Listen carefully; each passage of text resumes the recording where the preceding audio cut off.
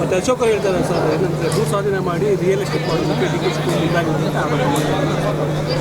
ಅವರು real estate ಮಾಡಿ ಬೆಂಗಳೂರಲ್ಲಿ ಅನುಭವ ಅಶೋಕ್ ಅವರಿಗೆ ಅದಕ್ಕೆ ಅವ್ರು ಹೇಳ್ತಾರೆ.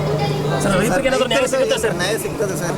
ರೈತರಿಗೆ ಪರವಾಗಿದ್ದೇವೆ, ಯಾರಿಗೂ ಅನ್ಯಾಯ ಆಗಿರುತ್ತೆ ಮಾಡ್ತಾ ಇದ್ದೇವೆ. ನಗರೀಕರಣ ಆಗ್ತಾ ಇದೆ, ಅದಕ್ಕೆ ಏನು ಕಾನೂನಿದೆ ಕಾನೂನಿನ ಚೌಕಟ್ಟೊಳಗಡೆ ಕೆಲಸ ಮಾಡ್ತಾರೆ. ರಾಜ್ಯದಲ್ಲಿ ಎಸ್ಐಆರ್ ಬಗ್ಗೆ ಸಾಕಷ್ಟು ಗೊಂದಲ ಇದೆ, ಚರ್ಚೆ ಇದೆ, ಆರೋಪಗಳು ಮಾಡ್ತಾ ಇದ್ದಾರೆ ಕಾಂಗ್ರೆಸ್ ಬಿಜೆಪಿಯವರು ಮಾಡ್ತಾ ಇರೋದೇ ಬಿಜೆಪಿಯವರು. ನಾವು ನಿಮ್ಮ ಹಕ್ಕನ್ನು ನೀವು ಉಳಿಸ್ಕೊಳ್ಳಿ ಅಂತ. ಸ್ವತಂತ್ರ ಬಂದಂಥ ಸಂದರ್ಭದಲ್ಲಿ ಈ ದೇಶದ ಪ್ರತಿಯೊಬ್ಬ ಭಾರತೀಯನಿಗೂ ಕೂಡ ಮತದಾನದ ಹಕ್ಕು ಕೊಡಬೇಕು ಅಂತೇಳಿ ಕಾಂಗ್ರೆಸ್ ಪಕ್ಷ ಮಾಡಿದ್ದಾರೆ.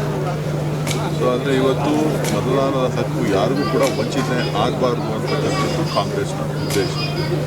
ಇವತ್ತು SIR ಏನು ಪರಿಷ್ಕರಣೆ ನಡೆಸ್ತಾ ಇದ್ದಾರೆ ಕೇಂದ್ರ ಸರ್ಕಾರ ಮತ್ತು ಚುನಾವಣಾ ಆಯೋಗ ಕೇಂದ್ರ ಸರ್ಕಾರದ ನಿರ್ದೇಶನದ ಮೇಲೆ, ಅದರಲ್ಲಿ ಎಲ್ಲರೂ ಕೂಡ ಯಾರೂ ಕೂಡ ಮತ ವಂಚಿತರಾಗಬಾರ್ದು ಅಂತೇಳಿ ನಾವು ಜನಜಾಗೃತಿಯನ್ನು ಕಾಂಗ್ರೆಸ್ ಸರ್ಕಾರ ಕಾಂಗ್ರೆಸ್ ಪಕ್ಷ ಮಾಡ್ತಾ ಇದೆ.